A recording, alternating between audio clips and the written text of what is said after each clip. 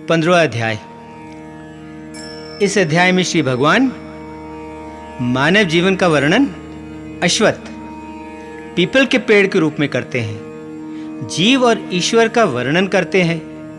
ईश्वरी संसार का जीवन है, वही परम पुरुष पुरुषोत्तम है, यह सब बताते हैं। अध्याय श्री भगवान कहते हैं, सुन पार्थ, मानव जीवन कभी नष्ट न होने वाले पीपल के वृक्ष की तरह है। इस वृक्ष की जड़ें ऊपर की ओर हैं और इसकी टहनियां नीचे की ओर। इसके पत्ते वेद हैं, और जो इस वृक्ष के सही रूप को जान लेता है वह वेदों को और जीवन के रहस्य को जान लेता है। इस जीवन रूपी पेड़ की शाखाएं ऊपर और नीचे फैली हुई हैं और प्रकृति के तीनों गुणों द्वारा पोषित होती हैं। इंद्रियों के विषय इस पेड़ की कोपलें हैं और इसकी जड़ें नीचे मनुष्य लोक में सभी ओर फैली हुई हैं। ये जड़ें कर्म हैं जो मनुष्य को संसार में मजबूती से बांधे रखती हैं, जिसके कारण उसे बार बार जन्म लेना पड़ता है। इस जीवन रूपी पेड़ का असली रूप यहां मनुष्य लोक में दिखाई नहीं देता। ना इसका आदि, ना इसका अंत, और ना ही इसका आधार यहां दिखाई देता है। जन्म मरण के चक्कर से मुक्ति के लिए इस पक्की जड़ों वाले जीवन के पेड़ को जड़ से काटना होगा। इस पेड़ को वैराग्य रूपी मजबूत कुल्हाड़ी से जड़ से काटकर तब उस शाश्वत मार्ग की खोज करनी चाहिए जो जीवन मरण के चक्कर से मुक्ति की ओर ले जाता है और जिस पर चलकर मनुष्य को फिर संसार में वापस नहीं लौटना होता। मनुष्य को उस विश्व आत्मा, उस परमात्मा में शरण लेनी चाहिए जिससे विश्व की प्राचीन धारा निकली है और जो इस सारी सृष्टि का मूल आदि कारण है।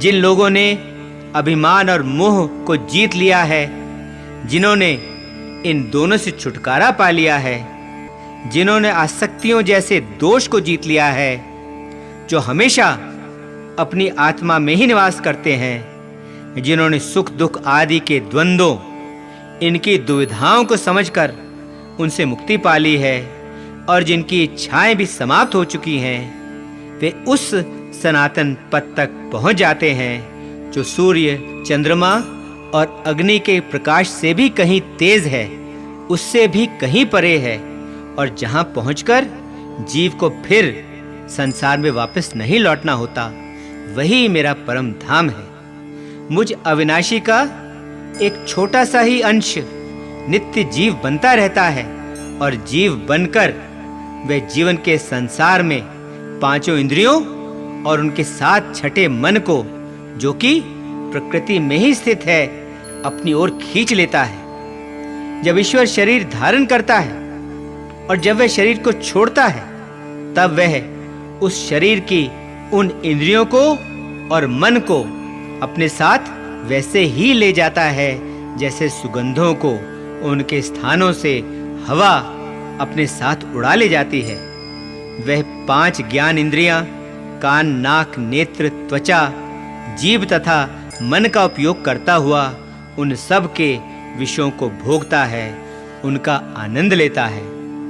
जब ईश्वर रूपी आत्मा शरीर छोड़ती है, या जब वह उसमें रहती है, या जब वह गुणों के संपर्क में आकर उन्हें भोगती है, उस समय मूढ़ और अज्ञानी लोग अपने अंदर ही निवास करने वाली अपनी इस ईश्वर आत्मा को देख नहीं पाते, लेकिन जिनकी ज्ञान की आंख खुल गई है वे ही इसे देख पाते हैं। सही तरीके से तथा पूरी तरह से साधना में लगे हुए योगी लोग ही अपने अंदर स्थित, अपने अंदर निवास करने वाली उस परमात्मा को देख पाते हैं, लेकिन अज्ञानी और अनुशासनहीन लोग कोशिश करके भी उसे देख नहीं पाते। सारे संसार को प्रकाशित करने वाले सूर्य का तेज भी मेरा ही तेज है, ऐसे ही चंद्रमा और अग्नि में भी जो तेज है वह भी मेरा ही तेज है। पृथ्वी लोक में प्रवेश करके अपनी प्राण शक्ति द्वारा मैं जीवों को धारण करता हूं और चंद्रमा बनकर उन्हें रस प्रदान करके मैं सभी जड़ी बूटियों और वनस्पतियों का पोषण करता हूं। सभी प्राणियों के शरीर में जीवन की पाचन अग्नि बनकर उनके अंदर आने वाले और बाहर निकलने वाले श्वासों में मिलकर मैं चारों प्रकार के अन्नों को पचाता हूं। मैं सबके हृदय में निवास करता हूं, मैं सबके दिल में रहता हूं। मुझसे ही स्मृति और ज्ञान होते हैं और मैं ही उनमें होने वाले संशय तथा अभाव का विनाश करता हूं। वास्तव में मैं ही वह हूं जिसे सभी वेदों द्वारा जाना जाता है। मैं ही वेदों का ज्ञान हूं, मैं ही वेदांत का बनाने वाला हूं और मैं ही वेदों को जानने वाला हूं। इस संसार में दो प्रकार के जीव उत्पन्न होते हैं, नश्वर और अनश्वर, अर्थात जो नष्ट होने वाले हैं और जिनका अंत होता है, और जो नष्ट नहीं होते और जिनका अंत नहीं होता। भौतिक जगत के सभी जीव नश्वर हैं और ना बदलने वाली आत्मा अनश्वर है। लेकिन इन दोनों नश्वर और अनश्वर से भी परे एक और सर्वोत्तम आत्मा है जिसे परमात्मा कहा जाता है।